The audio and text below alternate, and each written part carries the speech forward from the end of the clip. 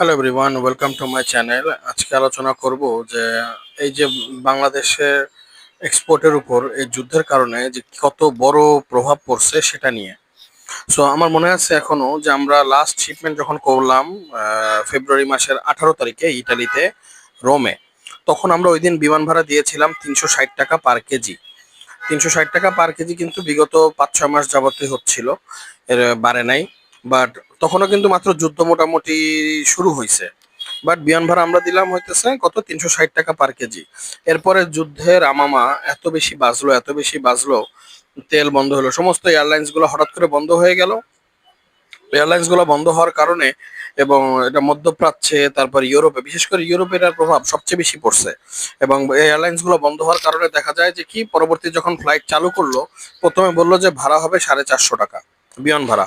Italy sector হোক বা অন্য সেক্টরে হোক, এমিরেটস বিশেষ করে, কাতারেও ভাড়া বাড়লো, এমিরেটসেও ভাড়া বাড়লো, বাংলাদেশ বিমানেও ভাড়া বেড়ে গেল। ওই সময় আমরা বাংলাদেশ বিমানে ভাড়া দিছিলাম 360 টাকা বা 355 টাকা। ঠিক এরকম ভাবে কাতারেও ভাড়া বাড়লো, এমিরেটসও, ইটালিতেও ভাড়া বাড়লো, মিলানেও ভাড়া বাড়লো, রোমেও ভাড়া বাড়লো অনেক টাকা, 450 টাকা। তো তার ঠিক এক সপ্তাহ পরে আবার জানানো হলো, কিন্তু তখন ফ্লাইট কনফার্ম ছিল না। ফ্লাইটের প্রচুর পরিমাণে শর্ট ছিল। ইভেন যে প্রতিদিন যে 2টা করে ফ্লাইট থাকতো, ওগুলো একটা করে নামানো হলো, আর অনওয়ার্ড পাচ্ছিল না। যেমন যেমন মনে করেন দুবাই পর্যন্ত যাবে, দুবাই থেকে আবার ইটালি কবে যাবে এটা কোনো গ্যারান্টি ছিল না। এটা একটা অনেক বড় সমস্যা, কারণ আপনার কাঁচামাল, কাঁচামাল তো এভাবে রাখলে নষ্ট হয়ে যায়। সো আমরা যার কারণে রিস্ক নিয়ে শিপমেন্ট করতে পারি নাই। তারপরে হলো হচ্ছে 450 টাকা ভাড়া হয়ে গেল 520। এমন করতে করতে 620 টাকায় গিয়ে ইউরোপের ভাড়া গিয়ে ঠেকলো এমিরেটসে 590 এবং 620 টাকা।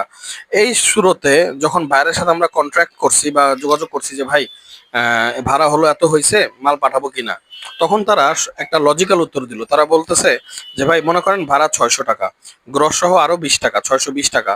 আপনার মালের দাম ধরেন 60 টাকাই ধরলেন, 680 টাকা। ইউটিলিটি ধরেন আরো 40 টাকা, 720 টাকা। এই 720 টাকা আমাদের এখানে আস্তে আস্তে হয়ে যাবে 800 টাকা, মানে কাস্টম টাস্টম খরচ টরচ দিয়ে। সো ভেজিটেবলস সাধারণত মানুষ 800 টাকা 900 টাকা দিয়ে, বা আমরা যদি প্রফিট রাখি 1000 টাকা দিয়ে, মানুষ খাবে না। সো শিপমেন্ট কমায় দিতে হবে, অথবা ভাড়া কমলে তারপর শিপমেন্ট করতে হবে। এই যে যে একটা পেরেশানি শিপমেন্ট কমের, এটা যে কত বড় পেরেশানি, এটা আসলে যারা এক্সপোর্টার বা যারা ব্যবসা করতেছে বাইরে তারাই বুঝতে পারে। মিডল ইস্টে ভাড়া ছিল 108 টাকা পার কেজি, এটা হয়ে দাঁড়ালো 145 টাকা পার কেজি। যেখানে আমরা মিডল ইস্টে পানের দাম ধরতাম একটা, ওটা ভাড়া বাড়তির কারণে এক্সট্রা দাম ধরাও যাচ্ছে না, কারণ এক্সট্রা দামে সেল করতে পারতেছে না। সো বেসিক্যালি ওভারঅল এক্সপোর্টের উপরে যুদ্ধ যে কি পরিমাণ আঘাত করছে এটা বলার বাইরে। তার উপর মার্চে আমরা দেখলাম একটা রিসার্চে, তো ফারুক আঙ্কেল একটা নিউজ দিছে, যে সেটা হইতেছে যে মার্চে আকাশপথে 31% বেশি, 31% গেছে আকাশপথে বাংলাদেশ থেকে টোটাল এক্সপোর্টের, এবং মধ্যপ্রাচ্যে। এবং দেখা গেছে যে আরএমজি রেডিমেড গার্মেন্টস, যারা কিনা সাধারণত জাহাজ পথে দেয়, পানি পথে দেয়, তারাও আকাশ পথে দেওয়া শুরু করছে।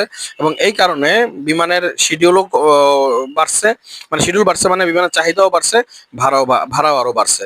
এই যে লেখা আছে এনবিআর এর তথ্য অনুযায়ী মধ্যপ্রাচ্যে 2622টি চালানের 2,55,00,000 মার্কিন ডলারের পণ্য রপ্তানি হয়েছে মার্চে। 2025 সালে একই সময় রপ্তানি হয়েছিল 5,439টি চালান, 5,60,00,000 ডলার।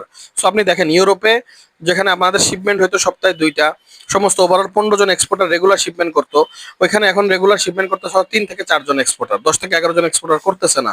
সো এক্সপোর্ট তো আলটিমেটলি কমবেই। সো গত মধ্যপ্রাচ্যে যে মার্চে মধ্যপ্রাচ্যে মোট রপ্তানির 31% গেছে আকাশপথে। গত মাসে মধ্যপ্রাচ্যে 2 কোটি আর 2.5 কোটি ডলার গেছে, যেটা আগে ছিল 5 কোটি ডলার।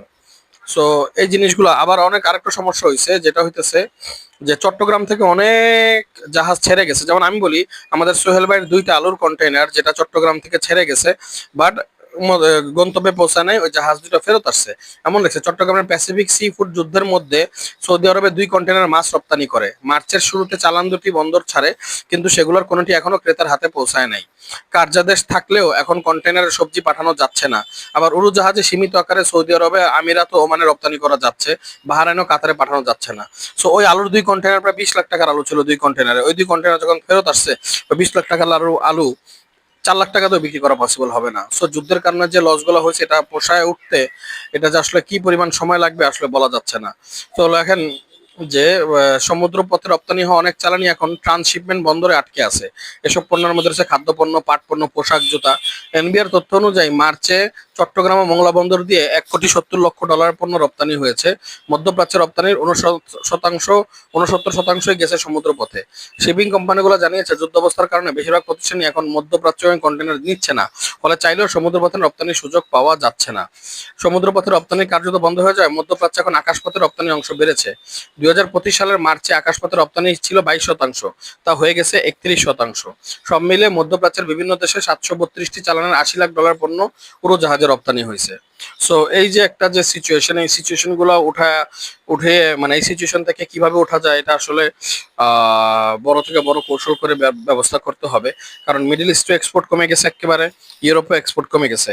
ঠিক 2024 সালে এমনটা হয়েছিল ডলারের কমির কারণে, যে বিমান ভাড়া হয়ে গেছিল 650 টাকা। সেই 650 টাকা বিমান ভাড়া হওয়ার কারণে ইউরোপে ওই বছর তেমন কোনো এক্সপোর্টই হয় নাই। সো বাংলাদেশেও ডলার কম আসছে, এটারও ক্ষতি হয়েছে। সো এই জন্য আসলে যে এক্সপোর্টের একটা ধস নামছে, যেটা কাটা উঠতে ইনশাল্লাহ মোটামুটি সময় লেগে যাবে। আশা করি ইনশাল্লাহ কাটা উঠবে যত যাই হোক। সো এই নিউজটা দেওয়ার উদ্দেশ্য ছিল। Thank you for watching my video.